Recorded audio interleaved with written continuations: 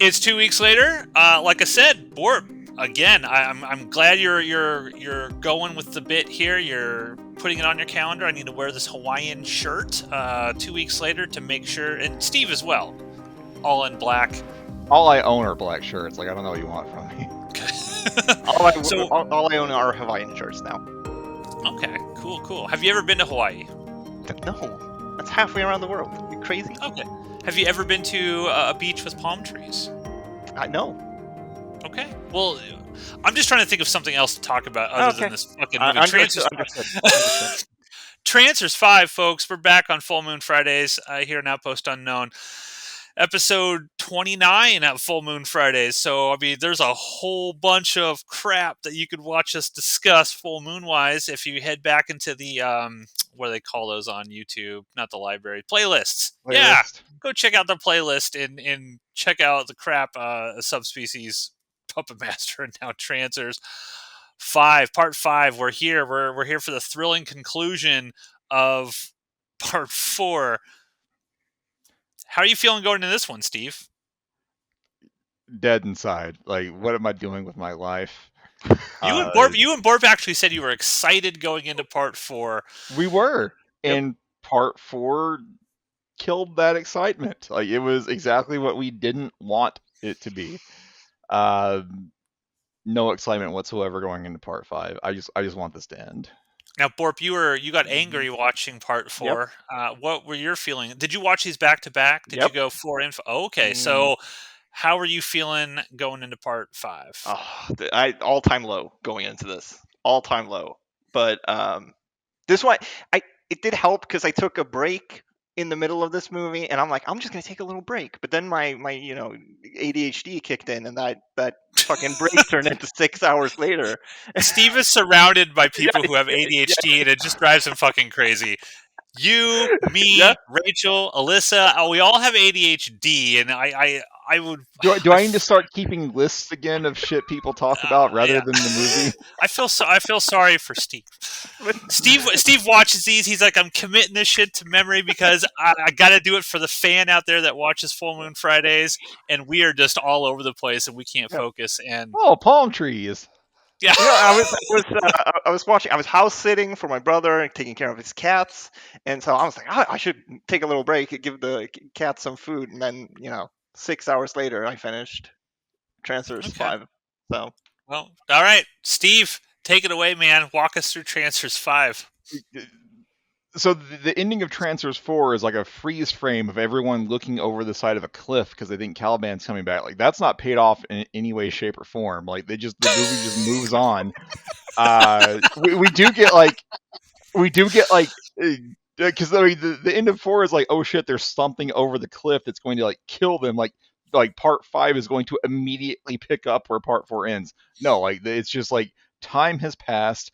Like the first 10 minutes of this movie is like a 10-minute recap of Trancers 4. So there's no reason to ever watch Trancers 4 because this movie just tells you everything that happens. Yeah, and Trancers 4 was literally an 8-minute short film, and it works better than watching the whole feature film as an 8-minute short. They show you everything you need. They show all the stunts too. Yeah, it's literally like everything. Yep. And it's Lucius, right? It's Lucius that's doing the voiceover narration. He's narrating everything that happened in Part 4, even for the events he wasn't a part of. A wizard did it. Wizards. Magic. The wizard, by the way, I don't think comes back in Part 5. He just showed up in the weird sky portal in Part 4, and then he's done his part and he's gone. Anyways, so we get like the 10-minute recap. And so we kind of see like what's Jack Death doing and what are the remaining Trancers doing. So Jack Death is like, I'm tired of being here. I want to go home. And so like Prospero like basically points him to Caliban's library where all this forbidden knowledge is and tells the Necronomicon is. Yes. read all of these books and surely interdimensional travel like is in here somewhere, which doesn't make any fucking sense because Caliban's goal in Part 4 was to travel interdimensionally. He wanted to go to Jack Death's world. If he had a book that told him how to do that, like, why didn't he just read the book? Anyways, Oh Anyways, God. so that's what Jack Death is doing. Lyra continues to be into him. He's not interested. Prospero and Shailene continue to, I don't know, allow Prospero to feed on Shailene without actually being in a relationship. There's that. Is it part 5, the one where he's kind of trancing out and he's being very melodramatic by the tree, and or That's part that could have. 4, I think. Okay, okay. So that is such a hilarious scene because she, like I said, is such a bad actress trying to play this thing straight, and he's like up against the tree. He's like, I can't feed on you, and it's played like it's supposed to be a very important thing, and that was funny to me. I did laugh through that because how stupid that fucking See, scene was. It that's what, like, continues here. sidebar, because in the episode on part 4 we were talking about, they really needed to lean into like the low budget nature of this. You know what would have made that scene is if that guy is on that train like super overacting and Shailene's like, no, feed on me, and Jack Death is just in the background like, they didn't do Yes, that. But they didn't do exactly. that. Yep, missed Uh, opportunities. So, anyways, Jack Death is looking for a way home while ignoring Lyra. I'm just gonna pay off Lyra's story now. Eventually, like the ghost of the psychic from the first movie comes to her and says, "Oh, by the way, you're a psychic too." And so she immediately stops being this submissive woman and also becomes a psychic drawing pictures. And now we don't need to talk about Lyra again for the rest of this episode. So many psychics and full moon stuff. Every franchise psychics. Meanwhile, like there's like a handful of like 5 or 6 Trancers that survived part 4, led by Lucius, and they're trying to figure out what to do. And like someone asked Lucius, "Well, did you get anything good from I don't know, Caliban's like secret Caliban cave?" And he's like, "Oh yeah, I found this picture of Caliban." And they roll, and it's like he has it like rolled up like a scroll, and he puts it on the floor and unrolls it, and Caliban just comes back to life. And How? Why? I don't Why? know, but that's what happens. So now Caliban's back, and they're like, "All right, we got to figure out what Jack Death is doing." So what is Jack Death doing? He found the book that tells you how to get to other dimensions. You have to go and get something called a timend. You get it? It's time plus a diamond. The timend. I feel like this is like peak full moon, like fucking nonsense, right? Because you have all the sci-fi bullshit, and then you add psychics and magic into it. So it's like this complete fucking just layer upon layer upon layer of just nonsense. Like, what the fuck are you even talking about right now? The But Matt, timend. where's the timend located? Oh shit! Where is the timend located? Is that The Castle of Unrelenting Terror. Yeah, the Castle of Unrelenting Terror. Yes, yes. So Jack Death has to go to the Castle of Unrelenting Terror. And again, like this would be great if they leaned into it. It is played completely straight by everyone in this movie, with like maybe the exception of Jack Death.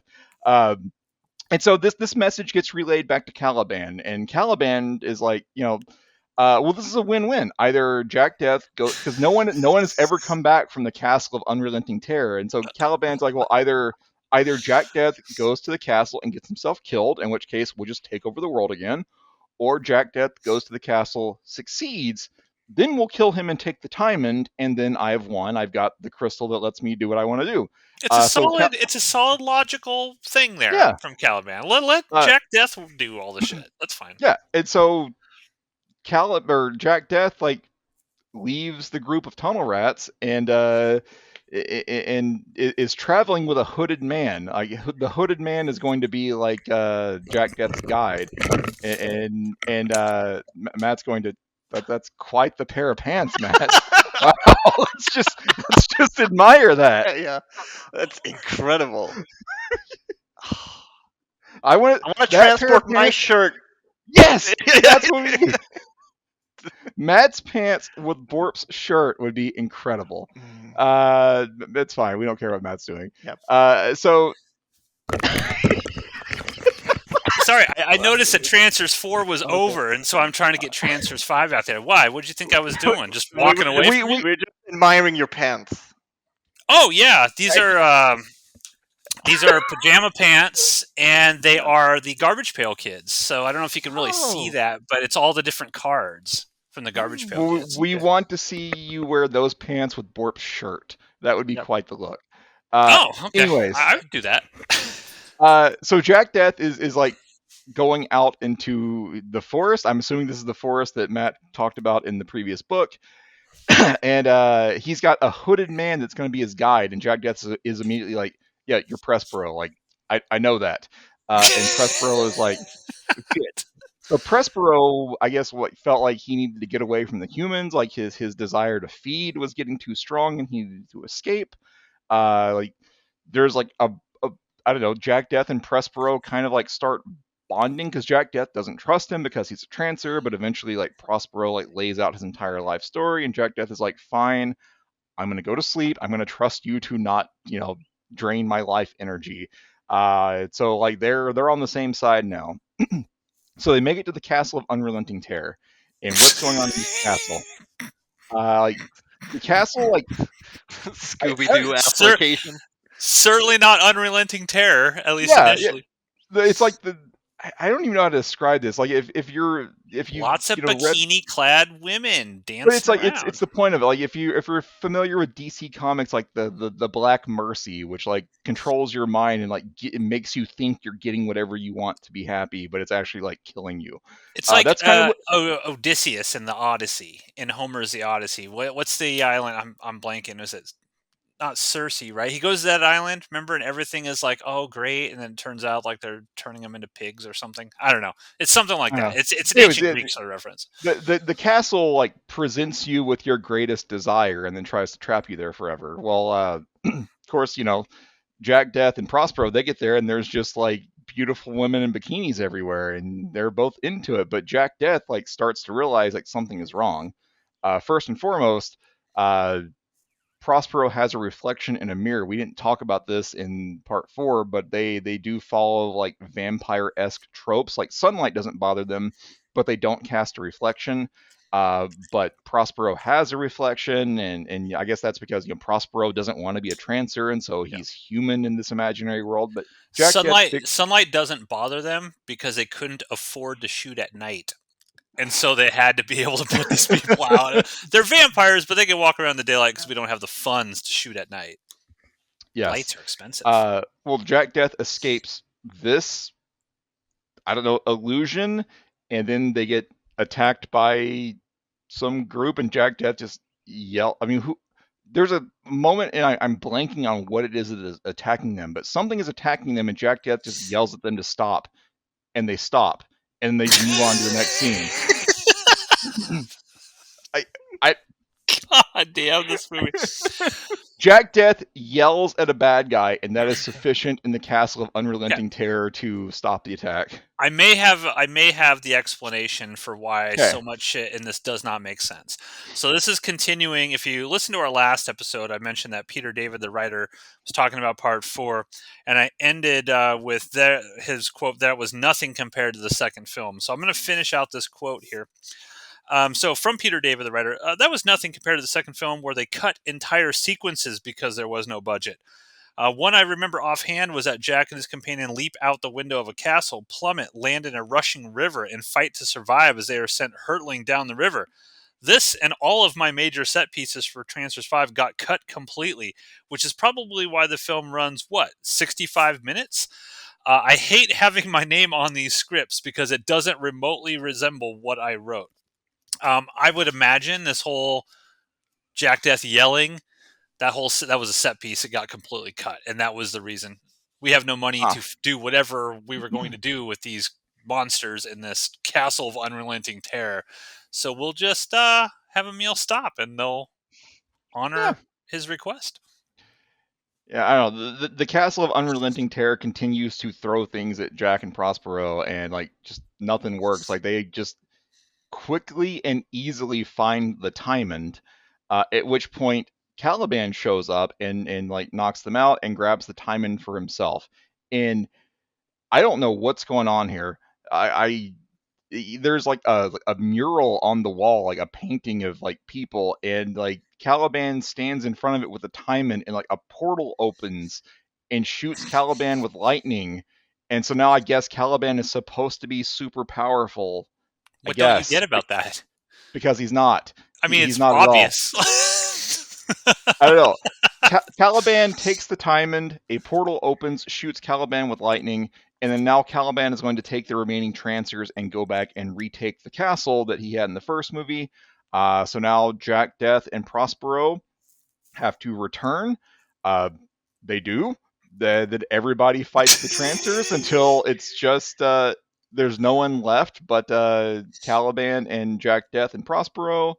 Um, and then Caliban, even though he just got struck by magic lightning, which I believe was supposed to make him super powerful, just gets stabbed with any old normal sword that they had lying around, and he just dies like a normal person. And then Jack Death, he's got the timing now, and he's laying on the ground, and he points his gun at the timing, and he's like, "Take me fucking back to the future," or whatever. And he gets Because he transported gets back to the stabbed, future. right? We think that Jack Death's going to Yeah, die at one point. He gets yeah, he gets stabbed. stabbed. And is it Prospero that kills Caliban? All I took away from this is that Caliban, who like had to get shot with like a magic laser gun to be killed in the first movie, just gets stabbed with a sword in this one after getting a power up and just dies like any other person. Uh, so then Jack Death has the timing. He's like, take me back to where I belong. But Prospero is too close. And so both Jack Death and Prospero get taken back to Jack Death's future world. And then you get the reveal that going to Jack Death's world has removed the Trancerness from Prospero. He's just a normal human. And Prospero's like, they start talking about, well, we got to get Prospero back. But Prospero's like, no, I want to stay here and I want to learn. And that's the end of the movie. Maybe he'll become Jack Death's new partner. He won't, because I've seen part 6. Here's what Tim Thomerson had to say about his involvement in Trancers 4 and 5. Despite Thomerson's assertion during Trancers 4's video zone that the movie was, quote, the most unique and the most interesting one so far, unquote, Tim also has little positive to say about his final 2 death adventures. Quote, Trancers 4 and 5 were just so silly. We were in Robin Hood land, and it was just really ridiculous, unquote, concedes Thomerson. The guy who directed it, David Nutter, was a real crackerjack director. I mean, terribly successful with Smallville. He's a guy who did the X-Files and he did Millennium. Really, some good stuff, but I just thought it was silly that all of a sudden Jack Death's in Robin Hood land. I mean, that was ridiculous. But I think Charlie by that time said, well, I've milked as much as I can out of this character. I didn't particularly care for the ones we shot in Romania. Now, the writer of the book says, during said video zone, director Nutter explained that by moving Jack Death into such an obviously alien environment, he was creating, quote, the ultimate fish out of water story, unquote. And the writer says, but such an apparent and extreme juxtaposition simply is not needed, as even the most casual Trancers fan is quite aware that Death is one trooper who is destined to be a fish out of water wherever he goes, even 23rd century Angel City. After all, that is what makes Death such an archetypal noir character in the first place. By moving Death out of LA and adding a redundant vampire mythos to the mix, and this is getting to Borp's point here, Full Moon instead transformed the franchise into a kind of subspecies light. As a result, Trancers 4 and 5 would prove to be the last films that Thomerson would make with Charles Band for more than a decade. So there you go, Borp. You're not the only one. Turned it into Trancers. It is a great book, by the way. Great book. Borp, your thoughts on Trancers 5? I was surprised you guys remember so much about this movie. No, I remembered so much about the movie. Fair. I like this a little bit more than 4, probably because it's breezier. At least they like go shorter. They go on a quest in this one. At least there's like an adventure happening, which I thought the last one lacked. It's just so nonsensical, and like it's like obviously when I play something like Dungeons and Dragons, that world is nonsensical, but I am given the language needed to understand that world. And here it's like we're not given any of that. There's They're no just saying, rules. There's right, no they're just rules. saying words, and some of them have meaning, some of them don't, because in the next scene some new crazy shit is going to happen and nothing matters. I didn't like it very much. Steve, what'd you think of Trancers 5? Garbage. They just keep getting worse and worse. This is awful. I I have nothing else to say about it. Like nothing about this movie is good, except maybe just Tim Thomerson's presence. That's it. That's the only good part about this movie and part four. Yeah, I did not like 4 at all, and this is just a continuation of that same crap. I to Borp's point, if someone were to put a gun to my head and say like what's better, 4 or 5, I'm going to say 5 for the simple fact that it is 25 minutes shorter than part 4. It's clear like they had one movie and they essentially just kind of chopped it in half, like one 3-hour film, and they did whatever they needed to do with it. I really at this point do not like the character of Jack Death. I don't want to follow any more stories with Jack Death, and in a couple weeks we won't be following a story of Jack Death in the sense with Tim Thomerson anymore. And so I looked at this, and man, 4 and 5, they're just so bad. I have no desire to ever revisit these ever again. I feel guilty and remorseful that I watched them in the first place. It makes me question, why are we continuing to do Full Moon Fridays? Honestly, like certain at some point we're gonna find a franchise here that gets at least maintains quality, right? Like, because all of these franchises just keep dropping precipitously, and I know that's the general thing with franchises and horror and whatnot, but at least some franchise kind of at least maintain a basis of quality. Like I can watch any Final Destination movie. Mhm. There's worse ones than there's good ones, there's bad ones, but at least I understand. All right, I'm going to get some cool deaths. I'm going to get this out of this. They remove over the course of 5.5 Trancers films after the original. They remove everything that I loved about the very original first Trancers. All of it. They just systematically take it away from me, and it's how can you be a fan of a franchise like this when the filmmakers are just saying fuck you? And it's interesting. I'm going to bring this back around to Star Wars because I do love Star Wars. And Steve, you just watched Acolyte, right? Yeah. And we agree that the Acolyte is trash. It's absolutely, me as a diehard apologist for Star Wars even admits that show is trash. By the way, we're recording this in late July. You're probably not going to see this till the end of the year, so that's why we're talking about the Acolyte now. Yeah. And so I look at these things and these filmmakers. I'm like, okay, if I'm running a franchise, I'm like, all right, the fans want a specific thing. Do we give it to them, or do we say fuck you and do our own thing? We can even go back to Ryan Johnson in Last Jedi, right? What he does with Luke Skywalker. Nobody wanted that, but he gave it to us anyway.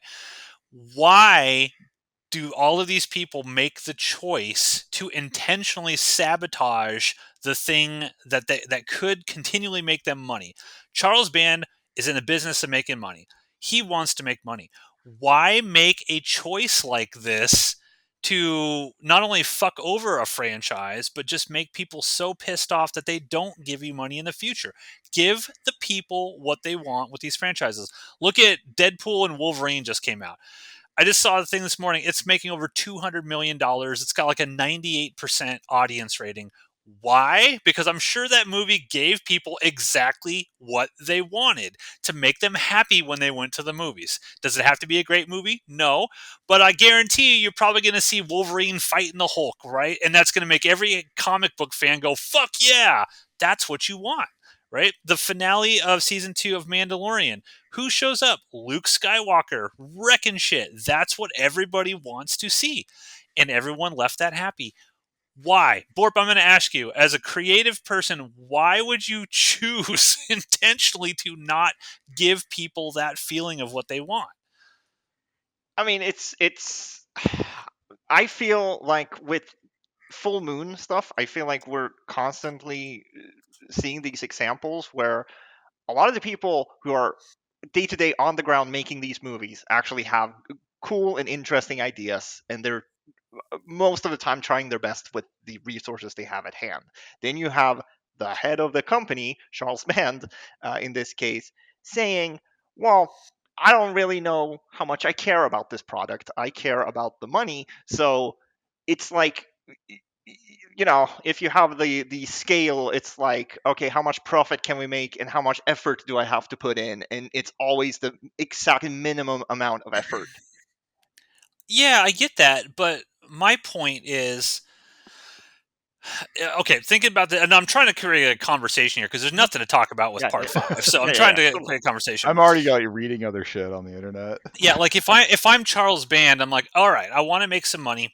I have a loyal fan base. There's people who really like Trancers. These are the core things about Jack Death that people like. The core things about Trancers. Even with a lower budget, I know that I'm going to be able to maintain that customer base, even if I have to drop budgets, if I maintain the core stuff about these characters and what I like. But I'm going to choose not to do that. Instead, we're going to throw him back into the Middle Ages with a bunch of shit that makes no sense. And for the first hour of part 4, he's going to have nothing to do with the movie essentially at all. That's as Charles Band. Why do I think that's a good business decision? I think the answer here is that he's not actually a good businessman, and he's just kind of failing his way forwards. And I that's why, think you hit the nail on the head, Borp. He's yeah, a bad businessman.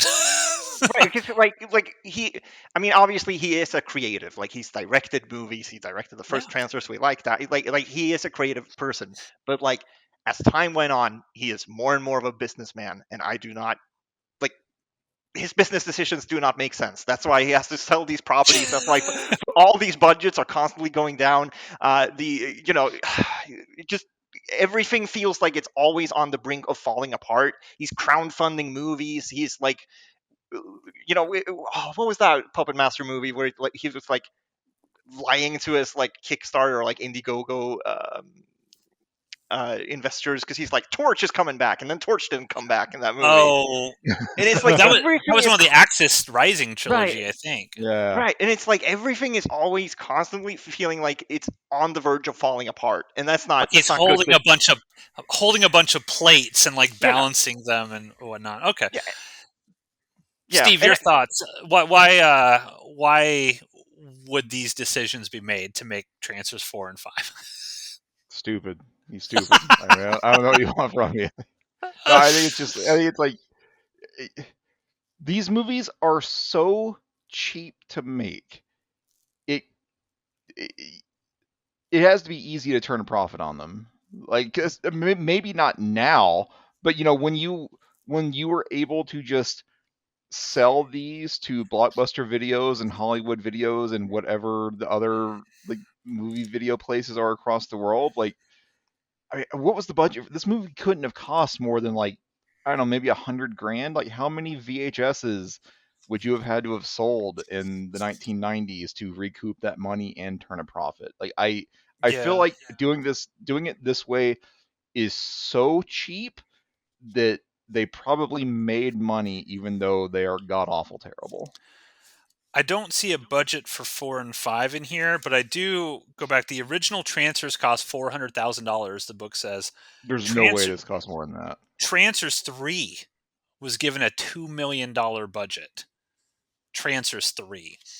So this had to be way less. I know Trancers 6, which we'll talk about. It was $60,000. Transfer 6. Yeah, That was I that, that was believe that the makes that. sense. That makes sense. yeah. Story But checks out. we'll talk about that in a couple weeks. Go ahead, Borp. Yeah, but I also feel like speaking to like the Charles Band is bad as business part. Like we have also seen all of these like relationships he's had with like Paramount and the Sci-Fi Channel, everything always falls apart. And at some point, it's like, what's the one common denominator here? It's Charles Band. Like, to be fair, he's still in business though. I mean, can you say he's a bad businessman and he's still making movies? I get what you're saying. I'm just trying to play devil's advocate. It's like he's still there. He's still making shit. He's got a streaming service. He's got all this stuff. He has to be making money. I think in the macro, he's a good businessman in the sense of he makes money, however small the margins may be with all of this shit. You know, he's always out there hustling at conventions, selling DVDs and Blu-rays and toys and stuff like that. So in the macro, he's a good businessman. In the micro sense, I think he makes really terrible decisions that sabotages his own ability to make even more money. Like if he, on a 1 to 10 scale as a businessman, maybe he's a 6, right? He's just kind of like maintaining, I can keep this whole operation running, but his own internal decisions prevent him from being maybe an 8 on the 10 scale. Like, I can make a lot more money with Trancers had I not made the stupid decision to do 4 and 5 in a medieval sort of setting sort of thing, you know? But yeah. Yeah, sure. I don't know. That's kind of my thoughts on it. Terrible fucking movie. Movies, plural. And at the end of this, I was like, there's no way this could get worse. No way. Not possible. I was like, okay. We're going to talk in 2 weeks, folks. You're going to want to come back for that. We're going to talk Trancers 6, the final Trancers movie. There hasn't been a Trancers movie since this one, and I don't think there's ever going to be another Trancers movie unless they reboot it somehow, like reboot the franchise.